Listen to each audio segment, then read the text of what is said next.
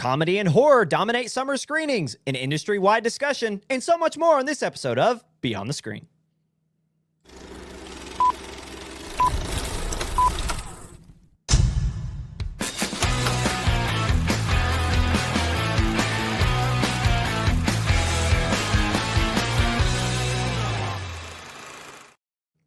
Hello, everybody, and welcome to another exciting edition of Beyond the Screen. I'm your host, Ryan, and with me, as always, is the illustrious, the one and the only, Jacob Holtzclaw. Jake, what up, man? How are you? I'm doing pretty good as I sit here tired and drinking a German orange soda. Yeah, That's pretty cool. I think it's German. What's the official rating? What's the review? I'm not big on citrus, but like if you were into citrus, this is like 200 something calories of just straight sugar. Yeah, 114% of your daily sugar. So, Ooh, yummy. yeah, it kind of makes your stomach hurt like a Mountain Dew. Ugh. But I did pretty good. 7 out of 10 for somebody who doesn't care for a lot of like the citrus stuff. See, here's the thing. I love citrus, but I don't like Mountain Dew's not really for me. Like, I don't know. Mountain Dew's a lot for me, but I do love like Fanta. Like, I like the orange citrusy soda. So, And I'm not so much. Like I don't do like, but this is like an orange dream. It's called Orange Dream, so it's like a creamsicle. Like that's pretty good. Yeah. So it's got a little bit of a cream vanilla taste to it as well. Yeah. It's just very sweet. Very sweet. It's like the pop version of like one of those push pops, you know? Yeah. That's exactly what it sounds like. It is. Yeah. You made it to Beyond the Screen. We are a film podcast, we promise. Usually there's a third of us, and she abandoned us. And so to that, I say this. Eventually it will, I think it might be playing. For me, it's kind of freezing up. I don't know what that's about, but there it is. Our sigh, our sad face. She actually made this, by the way, so that's the irony in the in throwing it up. But Emily is not with us, our director behind the scenes, so it'll just be us, and it'll be me pushing buttons while also trying to talk, which never was good at rubbing my belly and patting my head. So we will see how this goes on this fine afternoon after, like, how long has it been since I've had to cover? Was it like 8 months? It's been something crazy long. So buckle up. It's going to be fun. But with that, let's go ahead and get into our first segment of the day, which is always our box office. Now, we always start our box office segment with our predictions from last week. If you're new here, before we get into it really deep, I always like to quickly explain it. Me, Jake, and a lovely bot, and I call him lovely sarcastically, that is TJ, he is Claude. We did start with chat. We jumped from chat to Claude to see how we'd compare. Us three compete to predict the upcoming weekend's box office, and then we review it the following weekend after the numbers have finalized, or at least gotten close to finalizing on Monday night. And thus far, let's see, Jake is making changes as we're speaking. Did they get confirmed? Yeah. Actually, it's like not even close. Oh, okay, cool. Okay. So the numbers we have are finalized and are official now. So with that out of the way, let's go ahead and take a look at what our box office scoreboard looks like in week 12 or 13 of season 3. I always kind of start us off here. I got 1 of 5. I had Masters of the Universe at 1, The Backrooms at 2, Scary Movie 6 at 3, Obsession at 4, and The Mandalorian and Grogu at 5. My cold streak continues after starting off the season hot. I now drop to 3rd place with 29 points. Jake and TJ both had the exact same 5. It's starting to get a little weird here, Jake. You constantly are in collusion with TJ. They both had the exact same score because they had predicted the exact same 1 through 5. Jake and TJ both predicted Scary Movie 6 at 1, Masters of the Universe at 2, The Backrooms at 3, and Obsession at 4, followed by The Mandalorian and Grogu at 5. Again, getting 4 out of 5 correct, pushing Jake to 32 points, leading us off. He leads the way after starting in dead last in the season. He comes off, what is this, like your month straight of just hot picks at back to back to back? 5 of 5 in there too. Jake, you are on a roll right now, man. Yeah, man. Shout out Pride Month. Bro's an ally. It just that I he did had it to for get y'all. here. Yes. We don't have anything like colorful in here to back that up. But anyway, TJ again getting 4 out of 5 with Jake pushes his season total up to 30. again, pushing me down to dead last. So the scores are Jake at 32, Claude or TJ at 30, and me at 29. Again, I'm amazed at how close this has been since we started. I really feel like I was low key when we switched to Claude. I was expecting him to kind of run away with it. And the fact we're 12 or 13 weeks in and he is, I mean, he took second place, yes, but it's that tight. Like, it's not a consensus. Hey, sure, we'll take it. Bro went infrared. Sure. But anyway, yeah. What do we think about our predictions from this past week and how the predictions have gone every week? Man, I think I'm really good at what I do. Mm. I just had to get a feel for it. Now, number 5 came out of nowhere. I guess it wasn't on any of our lists. We had known about it releasing in other countries, but it's unfortunate that it just wasn't listed. Like, of the resources we have, they were not listing it as something that was releasing. At least I don't think I remember seeing it. No, and we use 4 different release calendars to try to make sure that doesn't happen. So something I left out earlier when describing our predictions, we are blind. Like, me and Jake do not use anything from across the internet. We genuinely go in having no clue what the analysts are saying, what the predictions, what the forecasts look like. We go in using what we have noticed from the past weeks and trends and what our recency bias and what we've noticed. You know what I mean? Like, that's how we decide. Gut. In his gut, he gambles.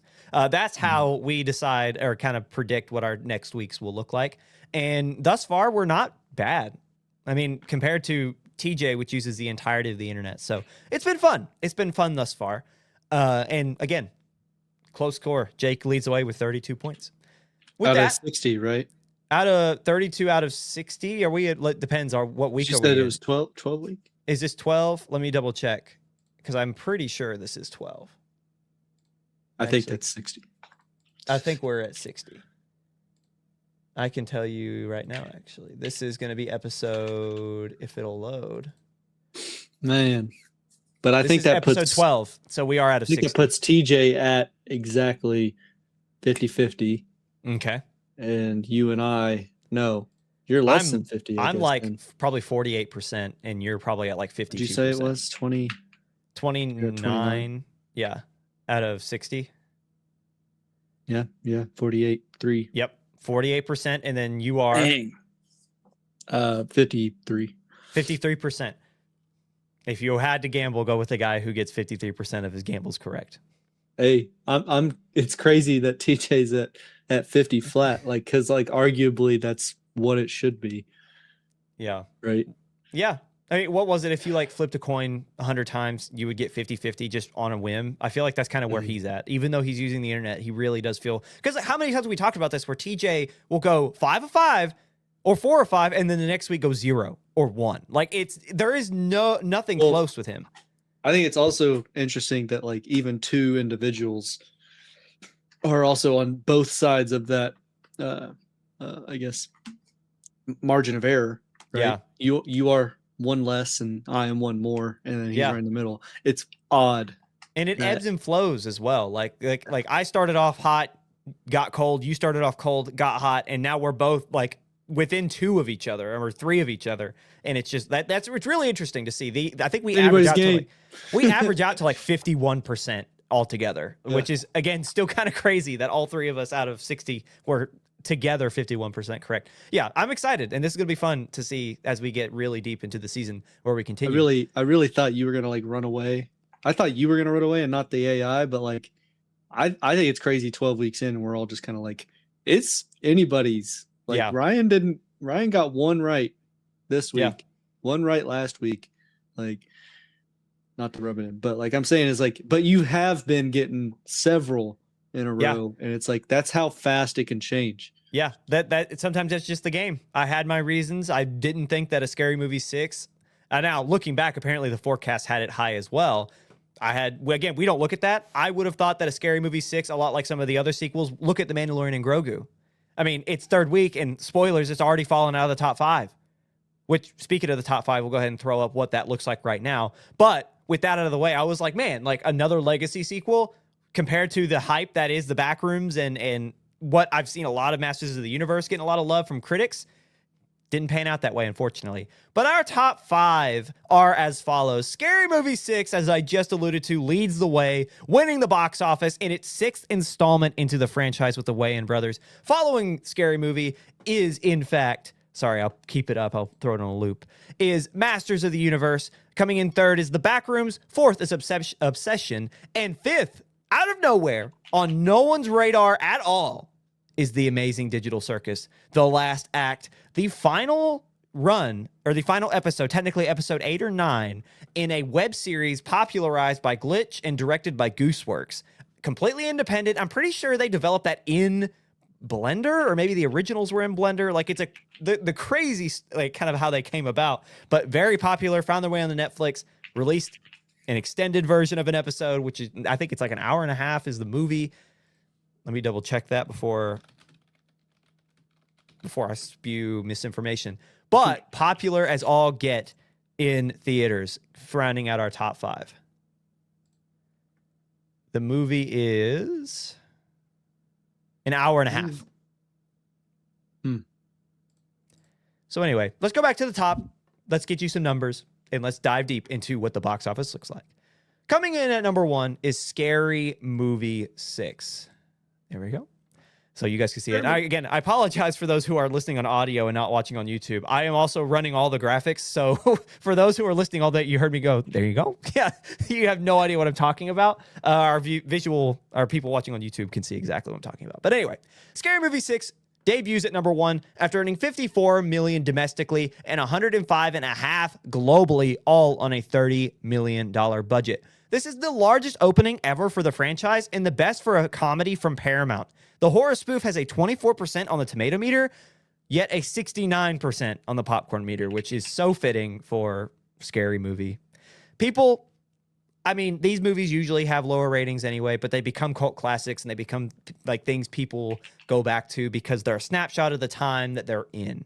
So a lot of people, I look back on all the Scary Movies fondly, and I think this one will just be another fun addition into that franchise. The Rotten Tomatoes synopsis for the 6th installment is, quote, 26 years after outrunning a suspiciously familiar masked killer, Shorty, Ray, Cindy, and Brenda find themselves targeted by another mad slasher. Jake, it was, again, we didn't know this going into last week, but looking back, it was projected to earn a lot of money. Are we surprised that audiences missed the Wayans brothers and this style of horror as much as they did? Or this style of comedy, I should say. I didn't think so. I thought people were ready for a scary movie. They needed something adult, I think, in the box office. I mean, I think that Masters of the Universe is something that's leaning more of the older adults out there, but like I think there's needed to be that like late 20s something comedy, because the amazing Digital Circus doesn't do it for like the later 20s and into the 30s, and I don't think Masters of the Universe really does it for that demographic. I'm talking like the millennials, I suppose. I think Scary Movie captures that, and we've seen the numbers in prior episodes talking about who goes to the movies the most. It's Gen Z, millennials, Gen X, boomers. That's how it goes. And so I figure that, Scary Movie is exactly what this box office needed. Now that Michael has made its way out, I still don't know if the millennials were like super big into Backrooms, but they might be into Obsession. But like Scary Movie, that's it. Like that's prime. That's up there with like White Chicks and also a Wayans, right? Wayans brothers. But like I don't know, that I think it was much needed, and it proved to be well worth. This is more hyperbolic, but this does feel like we're seeing kind of like capsules of each generation in the past couple of weeks, especially. The last 3 in our top 5 are all YouTube Gen Z fanatics. Like it goes Backrooms, Obsession, and The Amazing Digital Circus. We'll go into those again. But all 3 of those are from YouTubers or YouTube series that people in our generations or younger grew to love over the course of either the last 5 years or more or the last year and a half. And it's not shocking to see those succeed. Scary Movie 6 yeah, it does feel like a snapshot of that millennial humor. I mean, even a little bit like closer to our age, maybe older Gen Zers who grew up and were younger when the scary movies were coming out in real time, like 2 through 5. So yeah, I think you're exactly right. It kind of captures that lightning in a bottle for that demographic, and people were like, oh, like the second most movie going generation was like, well, I want to go see a movie, and now this is their movie. So yeah, I think that's very expertly put. Coming in second again is Masters of the Universe, debuting to $29.4 million domestically and $54.3 million globally on a budget of $170 million. Unfortunately, premium formatting and a great marketing campaign could not save the action film from the youth not knowing what He-Man even is. According to the Daily's newsletter, audiences were heavily swayed to 45 to 54-year-olds, and the under 12 crowd just didn't show up. That was their target demographic, according to the dailies. They wanted the kids to show up. They were trying to create a new generation of He-Man fans. Didn't happen. Only those who remembered what it was showed up, and they're suffering for it in what was a very sluggish opening for, again, a $170 million film, not counting marketing. Jake, is the Jared Leto curse still in action? Is that what this is right now? Because it doesn't look good. People actually enjoyed his performance. That was like the odd thing. But is funny is I think he came out and said that like he doesn't like the movie, and so people were like, he's good, like it's gonna be good. Yeah.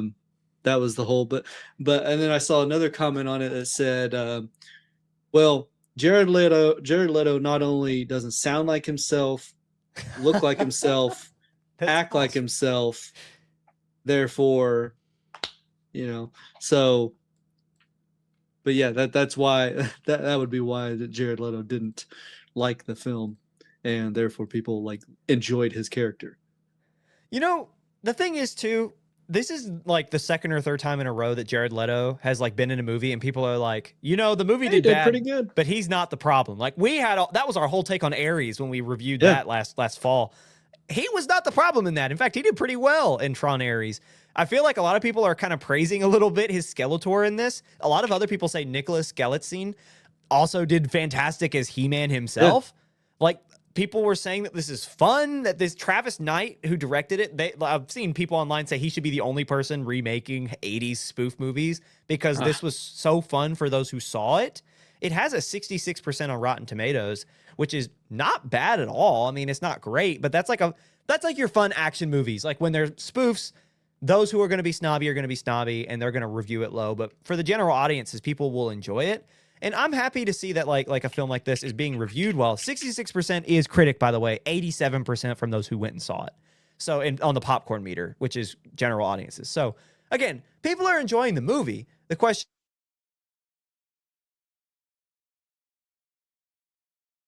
of is anyone going to see the other thing? And again, Reelin did not. And I have to, and the only reason that I feel like I connect hard with this is because I have a story that I told Jake right before we started recording. I was turning 10 in 2010, 15 years ago, 16 years ago. Crazy to think about. My mother, who is a Gen Xer, grew up in the 80s, gave me a gift that obviously I knew what it was. It looked like a disc. And in 2010, it looked like a PlayStation 3 game. And I was like, oh. Or even PlayStation 2 game. I was like, oh, this is going to be great. So I go and open it. My friends are huddled around me, and I open it up. And it's the 2002 or 2003 remake of the Masters of the Universe. Newer animation, like a rebooted story. And my mom was so hype for me to see it and for me to get excited for He-Man. And me and all 4 of my friends, elementary school age, looked up at her and went, what is this? Having no idea what He-Man was. And it's a half-naked man on my... You don't know what He-Man is? And we all went, no. And that was 16 years ago. So I don't know what that says about what audiences they were trying to attract. Maybe they thought if they could attract the parents, that maybe they could get the youth to come with, or the grandkids now, which is, again, 54 years old, you can have a grandkid. So, didn't work out. Sorry, you were saying something, Jake. When there was a half-naked man on the front cover, and all the kids were like, what is this? Yeah. Why has he got underwear on? Yeah, that's exactly how it felt back then. But yeah, And you know what? You know what's crazy though? I actually enjoyed it as a kid. When I actually watched it, I was like, "It's pretty good." And that's exactly what happened again. That's exactly what happened to this movie. Is anyone who went to see it were like, "It's pretty good," but no one went to go see it. Poor He-Man. That might be the end of that franchise. Jared Leto kills another one. That's awful. Back-to-back franchise enders. Hopefully not, because again, apparently those who like, I mean, Idris Elba's in it, and people said that like those who have watched it said that they all were great and it was fun and it was funny.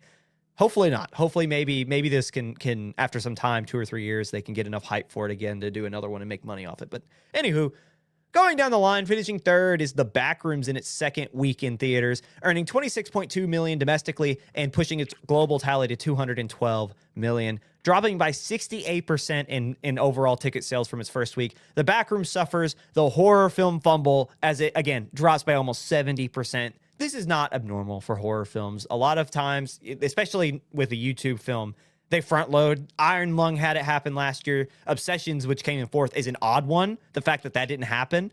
But again, Backroom suffers the second week drop, usually reserved for the horror franchises. But the thing is, this might not signify longevity for the film in terms of its legs in the box office post next week. A24 and director Kane Parsons, they don't care, as that over 200 million earned globally becomes the distributor's highest grossing worldwide release ever. So you're looking at A24's highest grossing film of all time being a 20-year-old directed YouTube spoof. Doesn't matter if it drops 70%. They're still going to make another 15 next week. You know, they do not care. And speaking of which, talking about YouTube adaptations or YouTuber films, Obsession comes in fourth after a month in theaters, earning $25.3 million domestically and pushing its global total to $224.7 million. This sub 1 million budgeted film has not only just posted the fourth best weekend ever, so I don't mean the fourth best overall weekend. This is the best weekend for a film in its fourth week ever, according to the Daily's newsletter. But it is now also the highest grossing film for Focus Features. So 2 YouTuber movies just became the highest grossing films for A24 and Focus Features. Crazy, right? What a world we live in. And rounding out that note is The Amazing Digital Circus, earning $12.3 million in its domestic opening. In the States, another YouTuber led in a shock to everyone everywhere. The final act in the YouTube web series from director Gooseworks and producer Glitch pulls in the same Gen Z-filled, YouTuber-loving audience that has made the previous 2 films succeed. Will this be, and this is kind of just me going off the cuff, so I apologize for breaking the flow here. Is this a trend? Do we think this is a trend, or do we think that extending back to Iron Lung, because that wasn't that long ago, that was just 7 months ago, do we think that this is just a quick flash of the pan, or do we think that we will continue to see production houses try to pull in more of these YouTuber filmmakers? I've been seeing people claim that Hollywood is just going to double down and claim that they're that this is a fluke, or and they're just going to put more money on the stupid. That's just do the opposite. Yeah. Or they hone in on something that's completely incorrect. On like something about this, like we need to hire any YouTuber. Period. Yeah, that's maybe my not worry. one. Yeah, maybe not one that's like super infatuated with a world that they've built, or hasn't proven themselves otherwise. They're just looking for and like even like Markiplier, right? Like he did something crazy too, but he was like so involved with that. He was story independent. and He didn't sell it. Right. Yeah. But it did do well. And so I'm thinking that they're seeing this pattern, but they're gonna hone in on like a completely wrong thing. I was like, we just need somebody who's popular.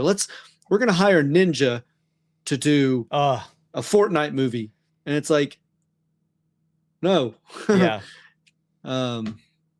So I think that's what's going to happen. I hope it's the first. simply because Yeah. of the position that entertainment would be in. Because imagine if think about where Paramount and Warner Brothers are if they merge. They're already weakened because of the money they have to spend to uphold two different, at one point, Yeah. two different major production houses. Universal's going to be okay because Universal right now is Christopher Nolan. I'm pretty sure they are Illumination's like parent company. Focus Features is under Universal. Like they're fine. Like Universal, I don't doubt. But Paramount's not done great. They're trying to like Project Hail Mary is Paramount's first major win, or Paramount, sorry, is Amazon's first major win with MGM, right? So you have all these different spaces, not counting Netflix, like as a streamer, who are having a tough time. Where this is interesting is the box office is making money for the first time, like really making money for the first time since 2019. Multiple records are being broken since, like with the tagline since 2019, because people are going out to see movies made by these types of creators. If they do the first of what you had outlined, where they double down on, like Disney doubles down on Star Wars, right? Like Amazon fails with 007, but they double down on it and they keep making more 007s and they just keep losing money. Does that mean that like Focus Features, Neon, A24, eventually they're going to, not that they're going to catch up with the absolute monoliths that are the big names, but it will be interesting to see how the power will, like the struggle for that power will shift in how different tendencies will change based on the production house. I'm very interested in this trend because this trend could signify a major shift beyond just who's creating. It could change like traditional Hollywood. People say movies are dead. Traditional Hollywood's dead. I would say that traditional Hollywood's dead. And now creation isn't just limited to being in California or Atlanta. How do these production houses respond? I'm very fascinated by that. They'll respond incorrectly. I can guarantee it. Which might not be a bad thing. Might not be a bad thing. Death to Hollywood. Might not be a bad thing. Rise of Bowling Green, Kentucky. What? What a pull. The Corvette Museum. Anyway. Yeah. Anyway, let's go film at the Corvette Museum. Outside of the top 5, The Mandalorian and Grogu, Michael, and The Breadwinner all drop out of the top 5, finishing 6th through 8th respectively. The Mandalorian and Grogu drops out of the top 5 in the box office after 3 weeks. That's an what are you going to do? $200 million film from Disney. And that's supposed to be the cheaper version of Star Wars. Uh-oh. Jake, looking around the rest of the box office, what catches your eye? Can we get a sorry, folks at home. I dropped my wrist. Can we get a Star Wars sale? Can they sell would they sell Star Wars? Sell it back to George for a bag of chips and a couple nickels. I think he'd take it. I feel like he would take it and say, and I want Dave. And Dave Filoni would come over and it'd be those two.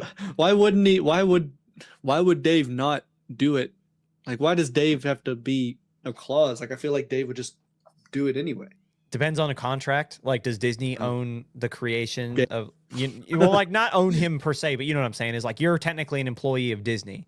And it's like, we're not going to let you go over there until a certain amount of years. And George Lucas is already 80. So it's one of those things where it's like we'll wait him and just make you stay. I would assume that if they own a contract that he has to do Star Wars things, he would be included in the Star Wars. Probably. Because like otherwise Disney couldn't use him for Star Wars related projects, which is what his contract would be.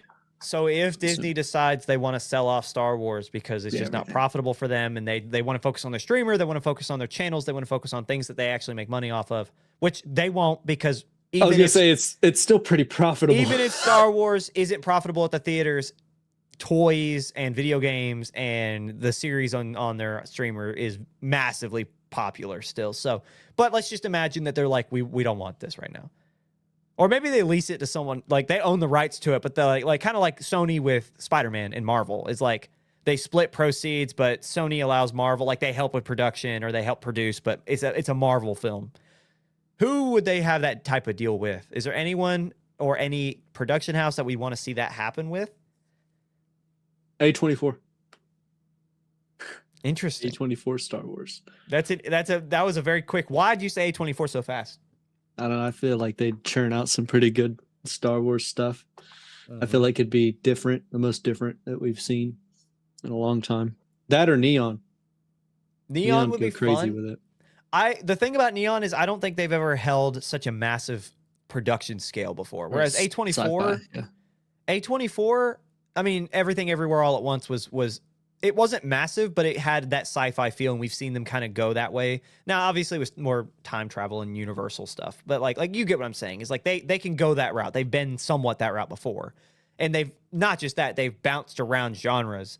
I don't know. I think A24 is a very interesting call there.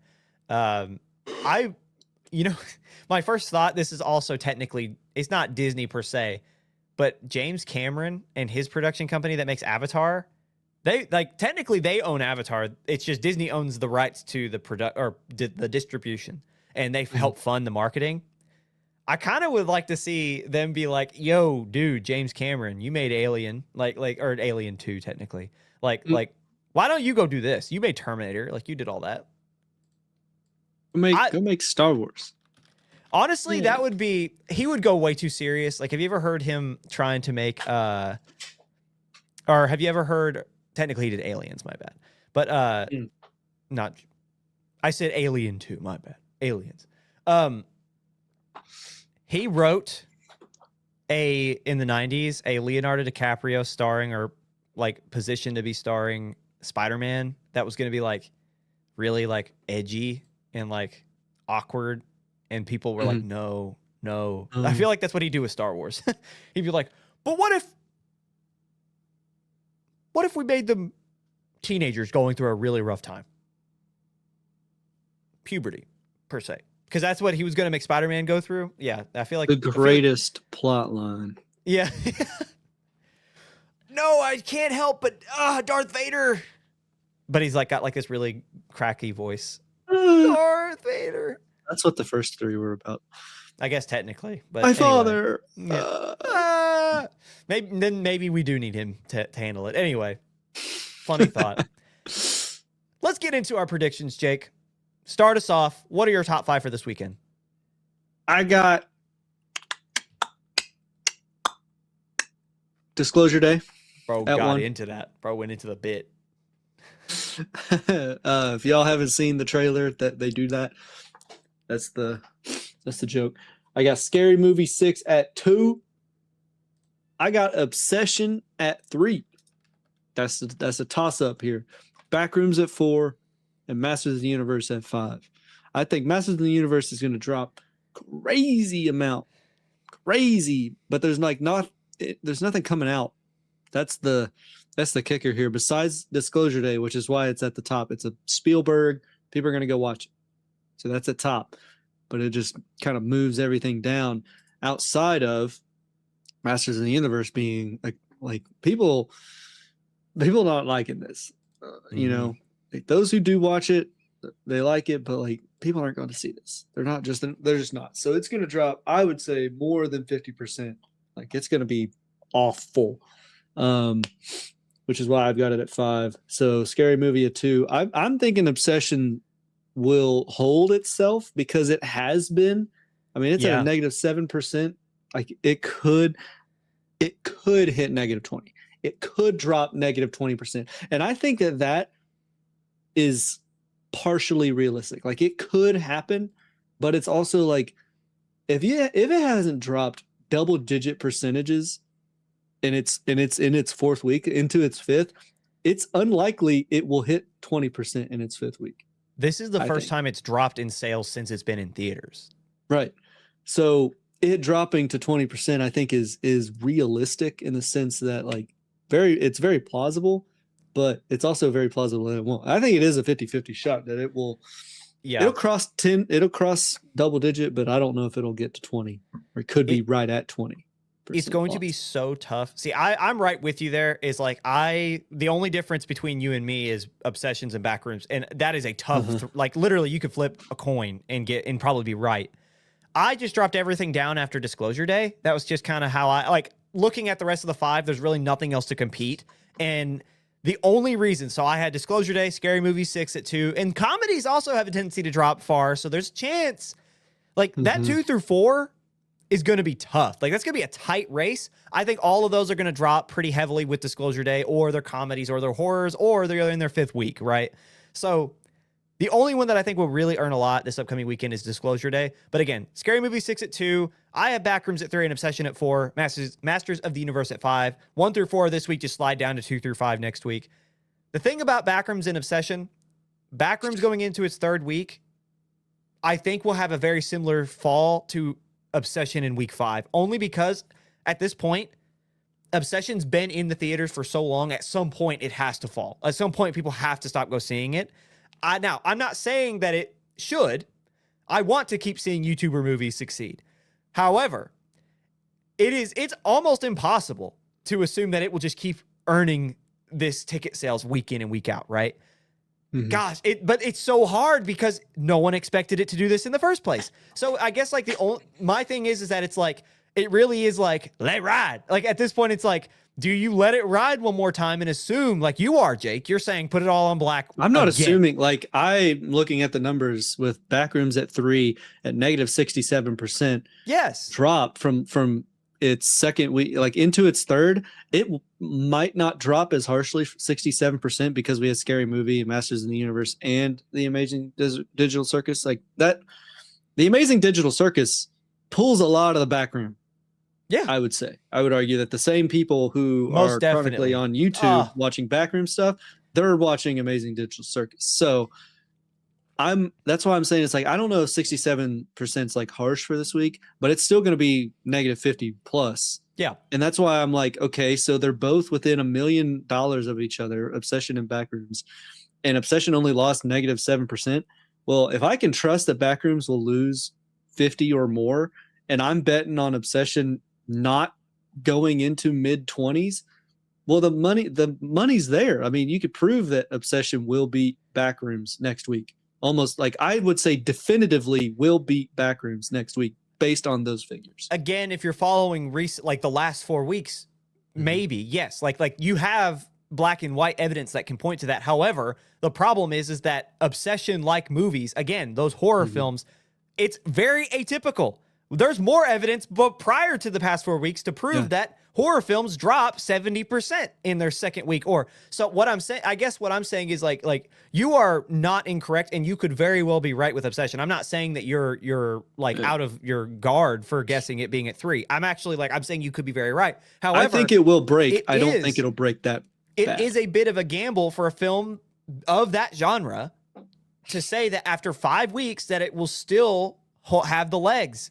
Now, again, there's to your point, outside of Disclosure Day, there's not a lot that is taking away that audience if they're still going to see it. But at some point, the legs have to fall out from under it. At some point. And that's not me. I don't want to come across as someone who's doubting Obsession. I would never. At this point, you are idiotic to doubt Obsession. But I guess the point is that it's like, at some point, the percentage of it sticking around at the rate it's been to it falling is higher in the latter, right? Like it is, or the second. You know what I'm saying? Like it's harder to fall, or harder. It is a higher percentage that it will fall after 5 weeks than Backrooms at 3 weeks. But I guess my other point is too, I think they'll be very similar. I think they'll both drop like 40, 50%. Just because it's around that time for it to happen. Like it's over the time for it to happen for Obsession. And then same thing for you, what you had said about Masters of the Universe. While a part of me wants to believe that, hey, 87% word of mouth, we've already seen all the other movies we wanted to go see, like Circus, like Obsession, like Backrooms. People are saying this one's fun. Let's go watch it. And like a part of me is like, maybe that same audience will want to keep watching movies. They won't. They will not care about Masters of the Universe. And it's going to fall hard. It just will. Because that audience, a lot like horror movies, the audience that can objectively like enjoy a Masters of the Universe film, they've already seen it. Yeah. And so, yeah, I agree with you on Masters of the Universe. It's going to fall hard. But I'm thrilled to see the Obsession and Backrooms battle for 3. That will be fun. Again, I am not doubting Obsession, and I'm not doubting you, Jake, because I think you have very sound reasoning for why it could be there. I just think we're at the point with Obsession where it should fall to the horror drop at some point in the next, if not this week, the week after. And if it does, we're going to see Obsession and Backrooms right there either way. With that out of the way, Jake, what did TJ have to say? TJ's got Disclosure Day at 1, Scary Movie 6 at 2, Obsession at 3, Get crapped on, Ryan. Masters of the Universe at 4, Backrooms at 5. So it's betting on that resurgence in the second week and Backrooms falling as hard as it did this weekend. I think it's putting too much emphasis on Backrooms falling this past week. I think that, like, I don't know. I just don't believe that it will fall that hard again. Right. Well, we'll see. Maybe. Again, it's not like it's not founded. That is like a decent prediction. I don't think that will happen. But we will see. Anything else we want to tell the great people before we get into segment 2? I have nothing. Alrighty. With that out of the way, we're going to go ahead and conclude our first segment. Coming up after the break, Trouble in Paradise for Focus Features and Obsession. We just will not stop talking about it. We have to keep talking about these films. Let's break it down after the break.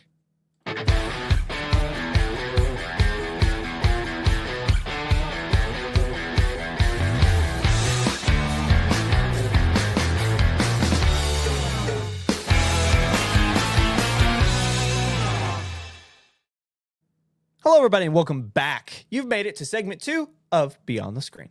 Let's just go ahead and dive right into it. This is always our main news topic, our major topic of discussion for the episode week in and week out. And we have a doozy for you. If you've not been online, you've missed out because there's a lot of discourse and a lot of conversation being had over this exact topic. While Curry Barker's Obsession has had a fantastic run at the box office, not everything might be as it seems behind the scenes. So let's break it down. If I can ever find. There we go. The ticker. While the film now looks to gross over $300 million worldwide in its entire run, this is talking about the entire legs. It's at 224. It's looking like it's going to break 3 before all said and done, which again would make it one of the highest grossing films of all time with its uber thin $750,000 production budget, I should say.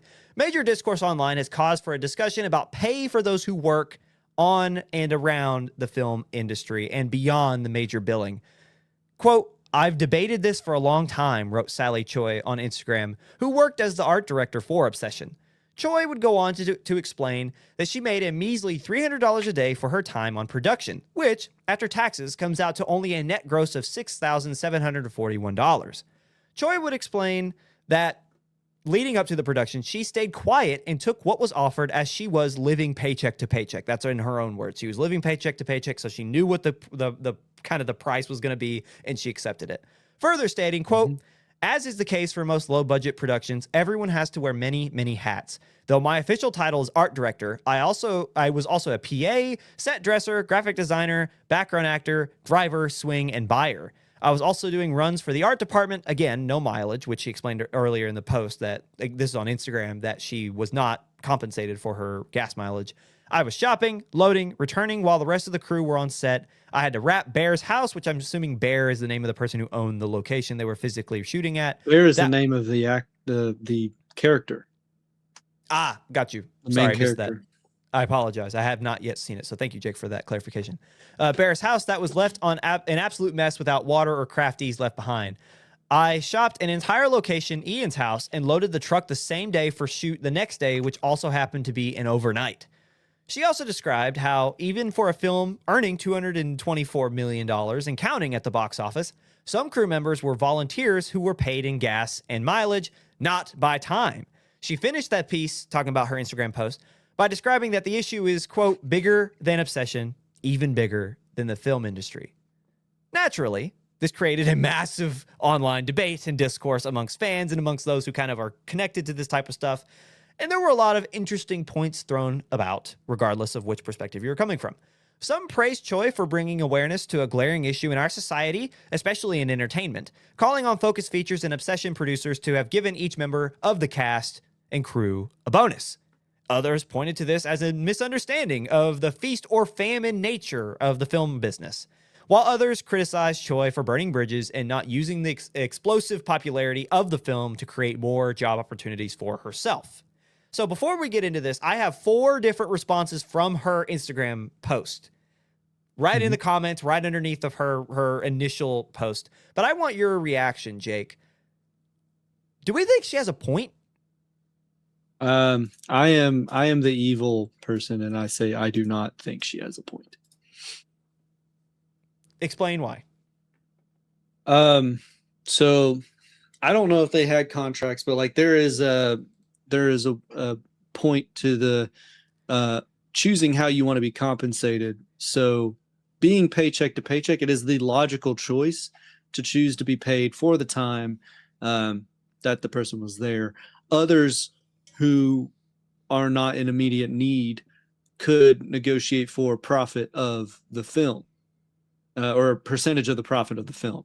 And so those who are like, yeah, I want 10% if I'm Bear, the main character, Yeah. and dude, 10% of the profits of this film is freaking nuts because that's profits. Yeah. $750,000 budget and making hundreds of millions. That's a pretty dang good payday, man. But that's the gamble. It didn't have to make its money back at all. Yeah. So I feel bad that like the gamble was made and it just didn't play out. But I mean, you got paid for your time, what you negotiated, you were hired. That was the job that you did. Your name's on it. And I don't know. I can't feel bad for somebody who gambled. I mean, like if I was in the seat, like I'd be like, dang, man, that freaking sucks. Like I Yeah. would be kicking myself day in, day out that like I chose that route versus the other. I mean, buyer's remorse is a thing. Like it's kind of like the same idea is like I'm kicking myself in the butt every day because I decided that. But I don't think that necessarily means that each member of the cast and crew deserves anything because Yeah. contractually speaking, they're not deserving of anything by legality or law or anything like that. Would it be nice and advantageous for everybody to be compensated? Sure, but like that's like a bonus every year from your company. Do they have to? No. Even if they didn't Yeah. hit sales figures, do they have to? No, not at all. Do some? Yes. And that's very nice to work for a company that will give you a bonus regardless of if they made a lot of money that year. But Yeah. that's kind of how I see it. I think the world is far too unforgiving. And that's just the cards that Choi played. Because others I would say are doing pretty well negotiating a percentage of the profit. So I think that's Yeah. life. I think that's a gamble of life. It's the thing is, I don't even think it's a gamble because again, you are gambling if you think there is an opportunity that it earns 200 million. When you signed, you had no idea. Yeah. When you signed, you knew that Focus Features bought it, or was it Neon? I think I just said it earlier. I think it was Focus Features. They bought it for 15 million. Focused. Yeah. You know that they bought it for 15 million, right? But on top of that, the film budget was 750K. You making 6,000? I'm not sitting here saying that's breaking the bank for them, but that's a substantial piece of yes, 750K. with how slim a $750,000 budget is, you making over 6,000, that is a decent percentage of comparatively, again, your coworkers did not get paid. Yeah. And so this is, I want to give give $100, I guess, right? maybe for gas. And this is so. Right, that's what I'm saying. Is like yeah, a few this is the point. $100. I don't want to take her words at just face value because I genuinely think that she was trying to come from a good place of like, we are being taken advantage of, and Focus Features, i.e. Universal, are making a lot of money on our backs, and we get nothing else from that. Like, I understand the point she's trying to say, and I think there is a level of contingencies that might have to be put in place to better protect people who could be taken advantage of. Like, I can see where that is a route of conversation. Yeah. However, we've been on a number of film sets together. We're trying to get another one together in the very near future. We understand how this works. We've been there. We've done that for nothing at this point. We pay to make it happen, right? Mm-hmm. Her saying I had to wear all these hats, and at one point, don't have it written down, but she's like, I lost a ton of weight and got down to 90 pounds. Bro, that's just the work. That's why, like, you just do that. Like, I hate to break it to you, but that's film. Like like you're going to be on a film set for a long time. You're not going to be eating a lot of food because you're going to be working. How many sets have we been on where we've done 12+ hour days? And that's just to get everything fit in. It sucks, but that's what you do if you want to make it happen. So I don't know. And again, I don't want to sound like an old head because I think that this is like used negatively for a lot of other industries. But there was a point that was made about this person when they posted this, and one of the responses was like, you just burned a bridge with someone who's making another film already, and with major stars attached. They already have a concept that's been bought that they're already producing, right? That's art that's been out there. We know that's happening.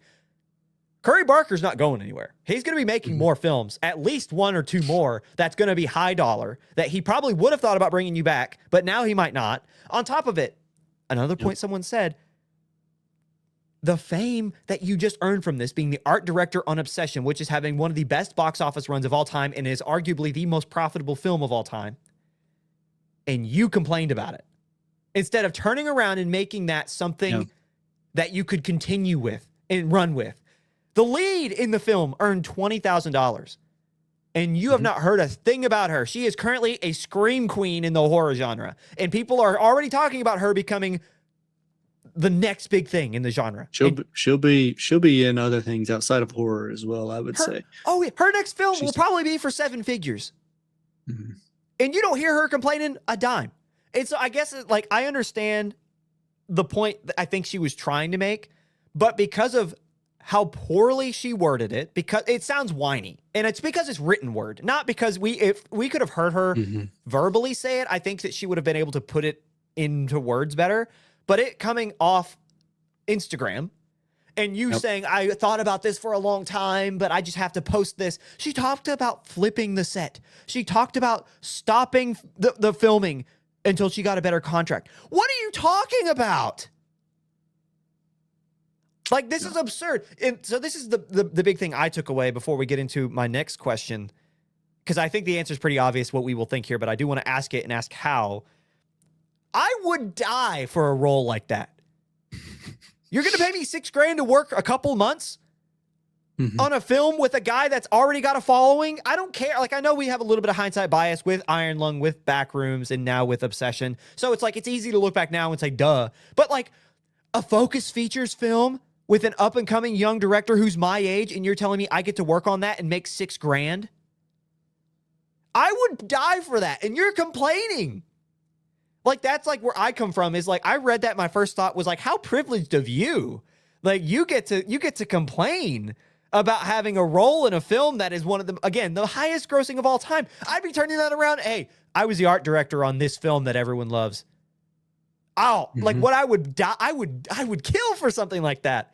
And you get to complain. That, like, that's where I come from, is like, regardless of message, I want to be respectful for what she was trying to say, because I don't think she was trying to come across this way, but because it definitely reads that way, I feel like, dude, like, read the room. Like, where do you come from to where you have that much privilege? Because that's crazy to me that you could just do that and just take that for granted in that way.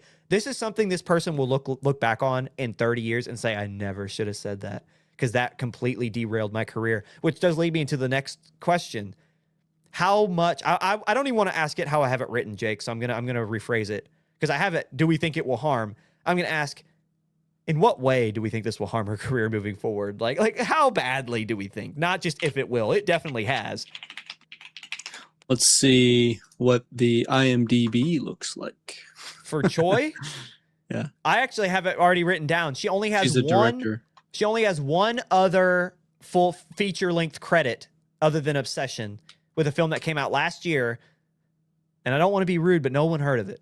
Like, and the others are, she was a director on a couple shorts, and I'm assuming that was college. She's got one coming out. Okay. Where she's a director? She's director and writer. Yeah. Okay, cool. So outside it's of a that, short. Sorry, it's a short. So it is a short. Coming So she still only has one feature-length credit outside of Obsession. Yeah. This is one of those, like, I feel like it's a face palm. It's just hard. Yeah. You know what the thing is, what's so agitating is if you give it, let's say you give it 3 years and you have a couple other really big credits, like you turn that around and you've worked for Disney and you've worked for Universal, you've been on these other things and you have respect in the field, Then you turn around with your platform and you say, hey, maybe we should find protections for these people on these low budget films so that they can maybe the cast and crew, like there's in their contract, there's a bonus, like there's a bonus of up to $100,000 for each member of the cast and crew. So which you're allowed to negotiate anything like that, by the way. That's what I'm saying. But like, I guess like the point is that like, if you want that, once you have that platform and if you want to make that change so that it's just it's a contingency and it's not based on the person, because a lot of young people can be taken advantage of for that reason because they don't know that you can negotiate, right? Which might be her point too, is like, I didn't know I could negotiate that. Great. But get your platform. You do. Yeah. Get your platform for when you speak, it actually resonates and it has a point. But because now you've done this, you've completely ruined your platform. That's how I feel about this. It's not just harmed her career. It has decimated whatever platform she had, whatever influence she was going to move forward with to land other jobs, to be that leader in art direction or in just general as a filmmaker, as a creative in this field with these short, like these low budgeted indie films like Obsession. Because you've complained. If I'm a director and I have $1 million film and I look at her and I'm like, art director, PA, dressed sets on the highest grossing film of all time. But she complained. You know what I mean? But she hated that. Like, I feel like I would have second thoughts, Like, okay, I'm going to pay you $30,000 because we only have $1 million. I'm going to pay you $500,000 because I only have, you know what I'm saying? Like maybe not 500,000, but you get what I'm saying. It's like I'm going to pay you this amount. Are you going to complain about it later? Yeah. Jeez. I don't know. There's some people who say it won't hurt her career. There are others who be like, yeah, there are both sides. Like I just looked through a whole comment section about it, but by the way, if you're ever signing a contract or in negotiations to get more money or anything like that, you can throw out whatever you want realistic wise so you don't get laughed out of the room. But what I'm saying is, like, you could have said over a certain threshold of money, like, and I want to, there's another point of like Focus Features buying it, but yeah, if it makes 10 million, I want 2%. Yeah. Or maybe it's like just a flat number, like 50,000 or something like that. Yeah. Like something that's minuscule to them at that point. So like if they make 10 million and you ask for 30,000, to them, that's nothing. But for you, that's like, that is you getting into, that's a union. Like you have your union card because you earned the gross amount. So it's like, okay, great. Now like that. But the thing is too, if she's only been in one feature film before, you don't even have the leverage for that. Like that's kind of the thing is like, who are you to ask me for royalties in this film that you don't even have anything to do with the IP? We'll go with a guy who's willing to take gas money. Exactly. But at the end, but again, if she would have had one other film under her belt on top of Obsession that does relatively well, not even like this is like otherworldly well, but she takes Obsession and then goes into a film that makes another 10 million on a $2 million budget. All of a sudden she's now like reputable, multiple films that have done well in box office run on small budgets. And then she can argue that, I don't know. I think that like when Focus bought it for 15 million too, like there is a level of, they are taking the risk. Like there's a level of risk that like this will always be thrown in people's faces when they argue about big corporations like giving to their employees and like CEOs make too much. And it's like the argument is always, the CEOs, that he's taking the risk because if there's something happens with the company, the CEO falls. And like, that's why they get paid all the money. And I'm like, there are arguments both ways. Focus Features bought this thing for 15 million, gave it a limited budget and crossed their fingers. Genuinely. because we're going to be out 16 million. Yeah. Well, that's not counting production or marketing. 15 million for distribution rights plus another 10. So you're talking they have to make 30 essentially to make money. And I mean, that's a big gamble for them. And of course it paid off, but like that's another, that's the gamble of life. Right. And so I don't know. That's why I have little remorse over somebody being contractually filled who then proceeds to want more than they had agreed upon After the fact. because Yeah. of the circumstances panning out the way they have. It's So. just like, again, two things like this. The first one, I've already said it, but it feels privileged. It's like, dude, that's one, sucks to suck. That's how the business works. You have to wear many hats on small production budget or on small funded budgets, right? Like, you have to put in the work, and sorry you lost all that weight and you got to 90 pounds. But like, I'm not saying that should be normal. Like, you shouldn't have to expect to lose 30 pounds on a set, but you get what I'm saying is like you're going to have to work. When we did our last film, I was DP, I was a producer, I storyboarded, I was all these things behind the scenes. I could not feel my heels. I was walking around so much, holding that camera, running from shot to shot because we didn't have any overhead. That was what we were working with. Yep. Like, that's just what you do if you want to be in this business, if you want to make it, if you want to be successful. And I guess, and that leads into my second point. Like, yes, the first one's privileged and it's like, duh. But the second one's like, kid, this was your shot. You made it with this. Like, this was your opportunity to make this the career that, like, many of us would die for. And you might have ruined it because you opened your mouth. And it's like, how do you so fundamentally misunderstand business and filmmaking? Like, it just makes me sad for her. Not, again, my last question, and well, before I get into my last question, I know exactly where she's pulling from as well. And it's an interesting talking point I have is, this isn't the first time a YouTuber creative film would have given their crew a bonus after the success of its film, or of its release. Markiplier did that, according to himself, mind you. Markiplier did that with his cast and crew on Iron Lung less than 6 months ago. He gave all of them massive bonuses. He said himself he spent close to $5 million on it. It made over 50, and all of his cast and crew got bonuses. And I guarantee you that's where she turned around with. That's what she saw, and she said, well, we should be getting that. And they're not. Because not how that, Not normally how that works, but that's what she's thinking. And it's just, anyway, again, I want to make sure that there is this crystal clear, like, with our point. Isn't there a term for that? I don't know if it's privilege, but like there is a term for that. Like, I don't know. My point with privilege is that it's like, you can get to that point and you can still complain. You know, like that's where it's like, where do you come from that you can make $6,000 and be a part of one of the highest grossing movies of all time and then still complain? Like, I don't know, like that. I guess it goes, I will be the old head. And I guess it goes back to like, everybody gets a trophy. I don't know. Everybody gets a bonus. I don't know. That I definitely think that it comes from that sentiment that Markiplier did. And when he did it, it's so rare that the industry and the people applauded him. They were like, "What? Good for you."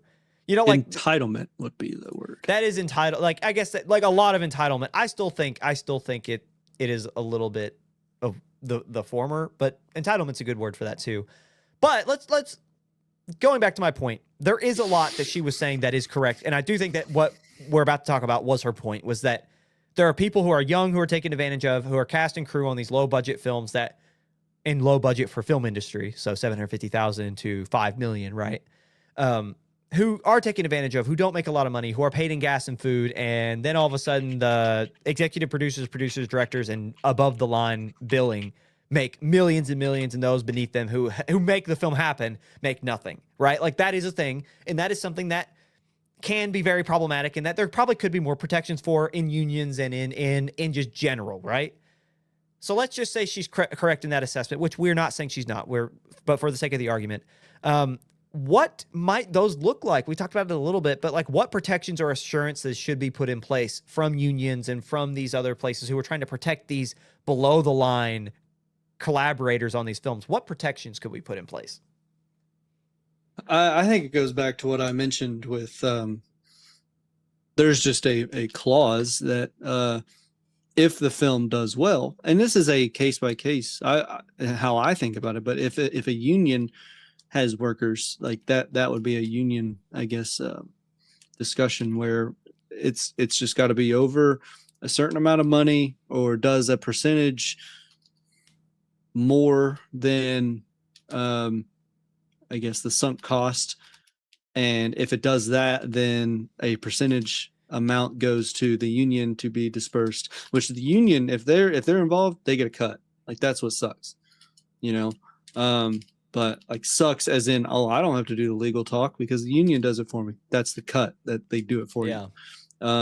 So give and take there. But like I think that's what it is like there's a threshold built into a contract by some, you know, between two entities agreed upon, and that's the gamble.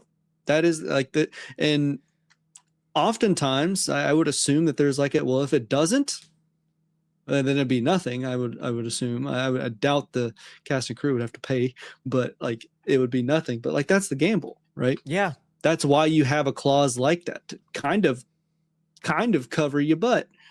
Not in the sense that any flack or backfire will come out of it, but more so of like, you know, if it does really well, I still get to get a little bit of money off of the work. But I don't know, with a budget of $750,000 and getting more than a lot of folk on that set, especially in terms of street cred and you know, or reputation, for lack of better words, I can't feel sorry for it. And I think that of the protections or assurances, it would just be fighting for yourself in scrappy different legal ways. Yeah, and the thing is, this is almost, and I say almost with a hard caveat because I know this does happen with bigger productions, but this is almost exclusively a small production problem, right? Like big productions, they have people that they take advantage of. But if you're on like Avatar, it's a small production who is big time. Like this is like, it's just that weird middle ground where it's like what we do is very far towards student film, not blockbuster Hollywood. This is like that weird walking a fine line that holy crap, we're in 3,000 theaters. Yeah. I would say we're more indie film, less student film, but I get your point. We're breaking out of it, but like there is a level of indie film, and then what we're talking about with Obsession and Backrooms versus that's Disclosure like Day, blockbuster level indie. Yeah. So like there is that like weird line where it's like we've got limited to no money, but we just hit a freaking gold mine, you know? Yeah. So I don't know. Yeah, I think really outside of what you just explained, I feel like the way it would work with a union, especially like that's the best way to make it happen is like, hey, everyone be in the union. The union makes a third of whatever we're asking for. If you need 30 million to break even, once you hit 30, we need a certain percentage to disperse amongst our union members, and the union takes a third, you know, whatever. And for me, if I'm in the union and I'm like, for like $40,000, $30,000 is life-changing for the next however many years, not just because like $30,000 is not a lot of money, but again, that makes you above most union minimums. So you've now got your health insurance. So now you are a full-time union member. So like that's kind of the point I'm coming from is like that modest amount for a film that's making 220 million, that modest amount gets food on the table. That modest amount, not just street cred, not just reputation, but that modest amount gets you your health care. So it's like that's where I'm coming from with where the protection should come in. But I think this speaks to a bigger problem. Again, we're not talking about Choi or we're not talking about her specifically anymore. Education. There needs to be a deeper level of education for these types of workers to say this is the things you should be working for, because these production houses do not want you to know that you can negotiate for a small percentage if you are not in the union of the film's final cut. Now that's up to you and them. They can laugh you out of the room, or they can say, we'll give you a point or like a half of a percentage of the, they'll come back if they want you enough and you're like within, I guess, a reasonable objective. They have like, you'll never meet the people. They'll have lawyers or something, you know, and lawyers will write themselves, write you into a corner. But like, they'll come if they want you bad enough and you're within reason. They'll come back. They'll counter you and offer you half. Yeah, and you might get 75%. It's that weird like negotiation, walking a fine line where you don't want to scare them off, but you don't want to go too low because then they're going to undercut. It's Facebook Marketplace, dude. It is 100%. I don't want to pay $100. That's what you're charging. I want to pay 50. And it's like, dude, no, 75. I'm like, 60. Like, I You're can't do not. less than 70. And it's like, well, I got $30 off.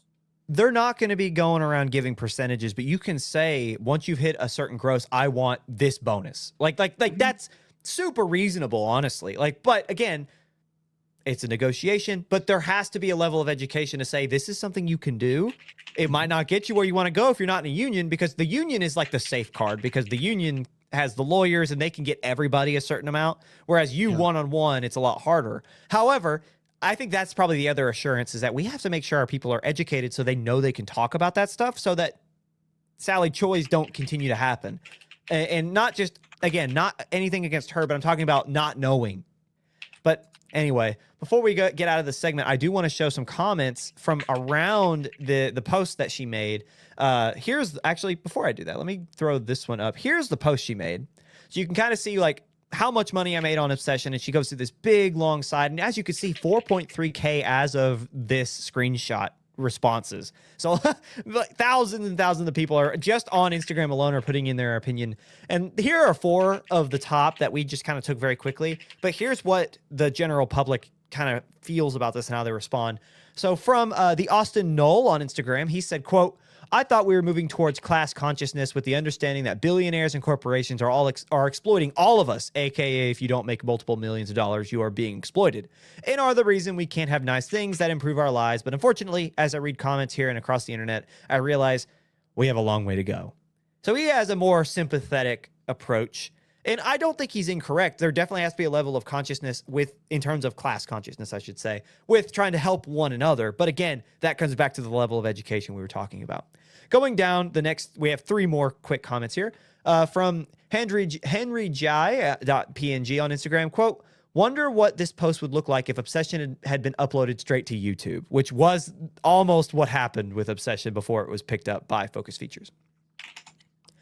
Moving along from 8302357 on Instagram. Quote, I agree the standard in the film industry is not entirely fair, and unlike most here, I do think it's good to open a conversation about that. But is the issue really this specific movie to you? This is the industry norm. Take it up with the industry in general, and maybe not right after the movie you worked on became such a big hit and could get you good opportunities, which you could be risking by essentially bad-mouthing the film you worked on. That is the take. Yep. That is the take. And lastly, we have from Ruzbemim on Instagram, quote, a fair producer after this amount of success would share some fruit. How idiot and cheap. And I'm not going to read the whole thing. It's a hodgepodge. But the whole point, I really hate American culture and that even something artistic must end in profit. So essentially, the point is make money, share money is their point. I can't get behind that. Like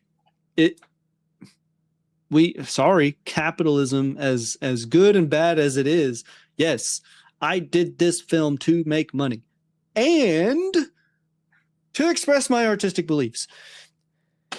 I don't think that's a crazy concept to think that, like, I myself as director also having my idea or my distribution rights being bought by Focus Features, like, that's the point. That's the point, to make the money, and to expect $1 million to every single person is entitled and privileged and socialistic and communist and whatever. I'll just throw all the words. Like, I just don't like that. Like, I deserve $1 million because your gamble, your idea, and somebody else's risk paid off.